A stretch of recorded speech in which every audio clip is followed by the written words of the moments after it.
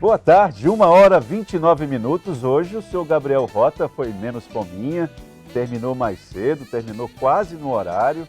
Muito bem, senhor Gabriel Rota. O senhor está aprendendo, assim que eu gosto. Nos dois primeiros blocos do programa, como a imagem já é clara, o entrevistado é o deputado estadual Genilson. Genilson, eu queria agradecer a tua presença aqui e eu já estou levando carão porque eu estou sem a minha máscara. Deixa eu pegar aqui a minha máscara, pelo amor de Deus, como é que... É porque eu estou acostumado, Genilson.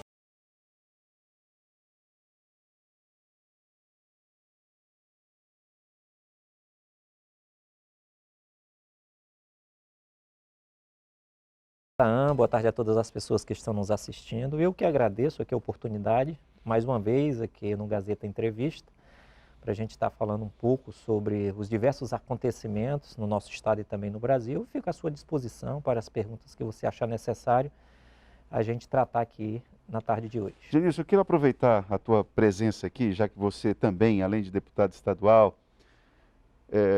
pré-candidato a governo e é tanta coisa, você também é médico.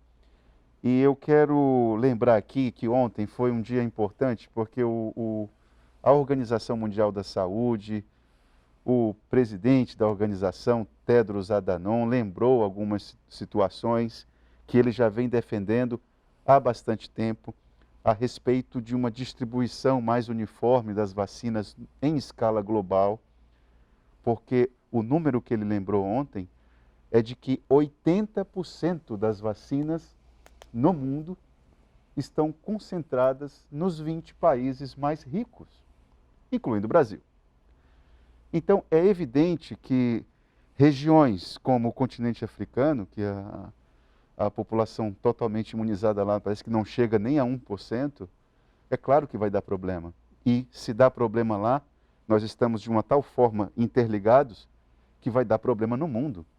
Então, eu queria saber de você o que nós precisamos fazer para nos proteger mais ainda dessa situação. Qual é o seu entendimento a respeito desse cenário? Olha, são muitas coisas que precisam ser feitas, né? Uma das primeiras é a gente seguir insistindo com a distribuição adequada, né? Ser mais solidário com a vacinação em todo o planeta, dado que, como você acabou de mencionar, o mundo hoje está sem fronteiras, né? Ou seja, antigamente para você sair da Europa e chegar no Brasil, você tinha que passar não sei quantos meses num navio atravessando o oceano. Hoje, a porta dos aviões, né? Elas, em 1 hora, 2 horas, ela nos integra de um país para outro. Então a velocidade com que o vírus pode circular é muito grande, portanto é necessário que a gente avance na vacinação. A vacina foi muito questionada, a vacina foi muito subestimada e graças a elas é que nós hoje estamos tendo uma certa tranquilidade em relação à diminuição do número de mortes. Acontece, pois, que o vírus não parou de circular e à medida que o vírus vai circulando e que ele vai ganhando uma massa maior de circulação, como na África que você acabou de mencionar, ele pode ir sofrendo mutações, inclusive como a mutação que sofreu a nova variante, essa que foi registrada na África e que hoje preocupa o mundo. Por que ela preocupa o mundo? Por conta que as principais mutações que ela sofreu foi na principal proteína, que é o local onde as vacinas são feitas para neutralizar o vírus. Então, se sofreu essa mutação para as vacinas que atualmente nós temos disponíveis, existe um risco, né, de essa variante ser resistente às vacinas. O Genilson, eu vou lembrar aqui um aperreio novo, porque hoje a Holanda, hoje pela manhã, ouvindo o noticiário, a Holanda anuncia que foi feito um teste lá anterior ao anúncio da África do Sul e foi constatado lá na Holanda a existência de uma pessoa doente com a nova variante Ômicron, antes do que foi anunciado pela África do Sul. Ou seja, o vírus já está em continente europeu também. Há registro que está em 12 países, né? Mais ou menos em 12 países. O que acontece? A gente tem percebido uma letalidade, que a gente chama, ainda baixa. Né? Ainda baixa. Porém, isso precisa ser entendido assim com bastante preocupação. Há uma letalidade baixa, mas há um registro de uma capacidade de multiplicação ou de transmissão muito elevado, né? Enquanto a curva das outras variantes em relação ao número de casos e tempo é mais ou menos assim, essa da Ômicron, ela faz isso, ou seja, se transmite muito rápido.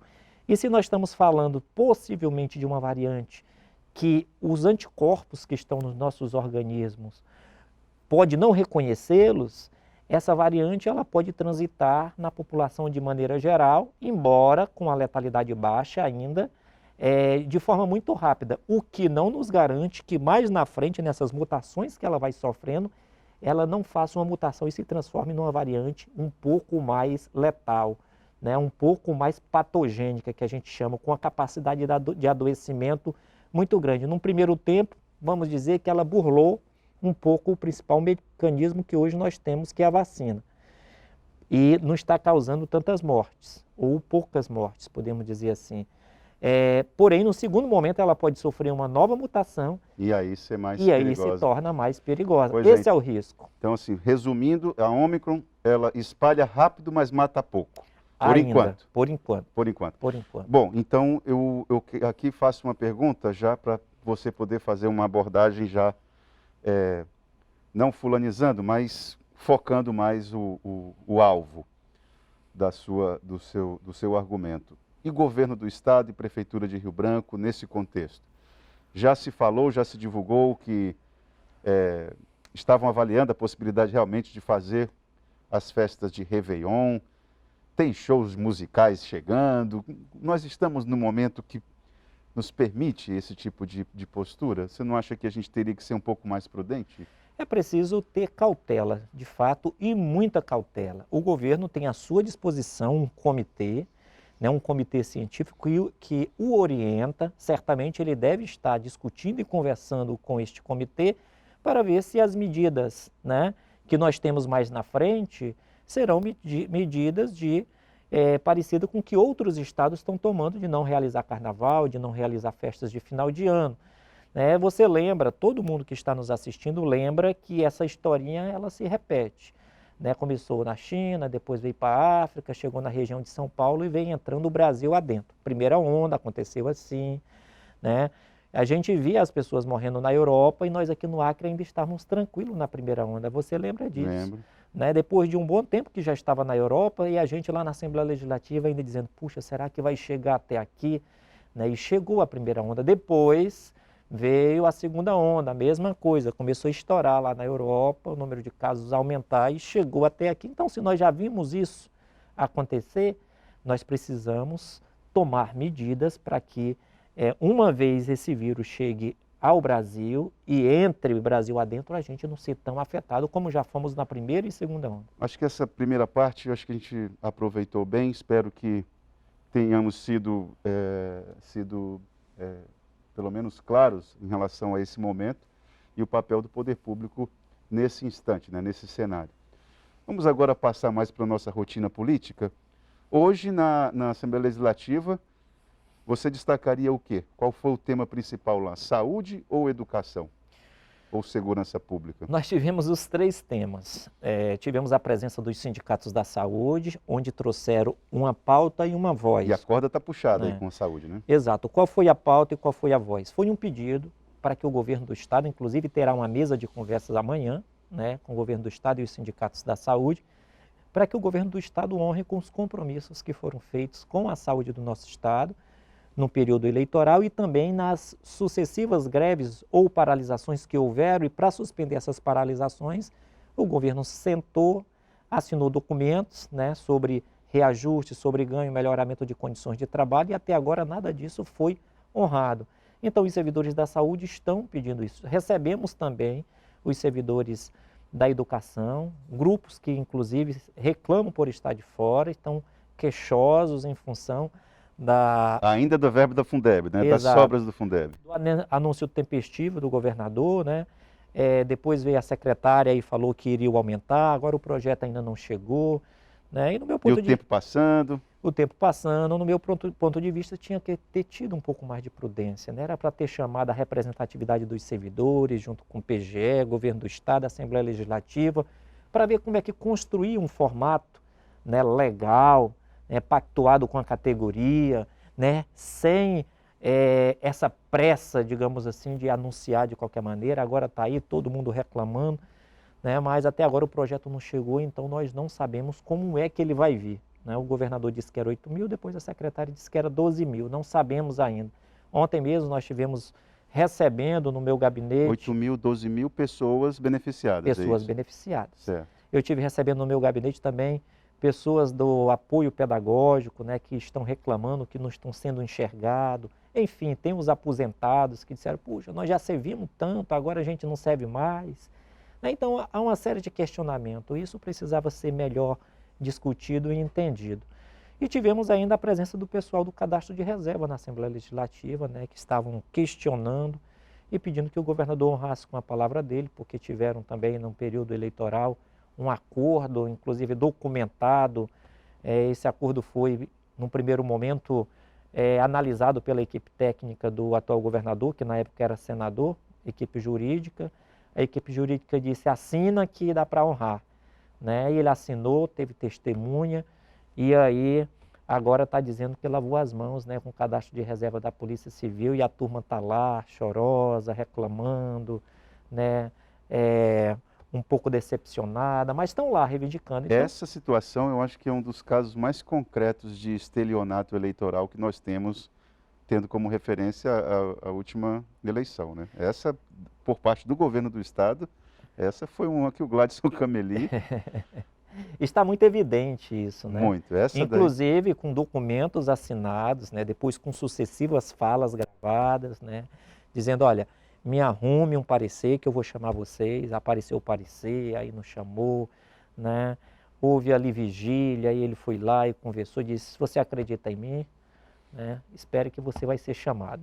E a turma está lá aguardando ainda. Não há determinação que dê jeito nesse tipo de situação. Por isso, então, que a gente tem que observar muito o que fala, né? Ah, mas isso eu sempre falo aqui, inclusive para o telespectador, quando fala a respeito das questões das campanhas, dos palanques, a gente precisa observar o que o candidato está falando. E com atenção, porque muita coisa foi dita na última campanha para presidente. E parece que nós não estávamos atentos. E agora, quando se coloca em prática aquilo que se falou, a gente estranha, mas não é para estranhar, porque foi dito. Foi dito. Foi dito e foi apresentado. Por exemplo, para você ter uma ideia, em junho deste ano, um site, aí não sei se pode falar o nome. Pode falar. O G1, né? O G1 apresentou, né, que o governo do Estado tinha honrado até agora com 10% das promessas de campanha. E ontem o governo falou que foram 45%. Aí ontem o governo falou que foram 45%. Aí eu disse, poxa, mas muito rápido. Assim, 2 anos e meio foi 10%, de repente, em menos de 3 anos, já passou para 45%. Aí eu fui olhar, aí fui apertando lá nos pontinhos que já estavam cumpridas. Aí o primeiro que eu apertei tinha-se internet na escola para todos, né?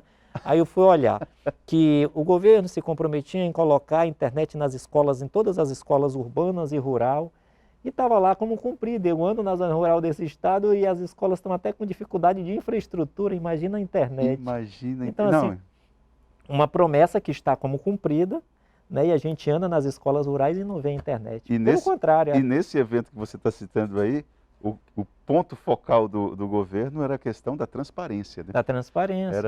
Era esse o mote do encontro ao qual você está se referindo.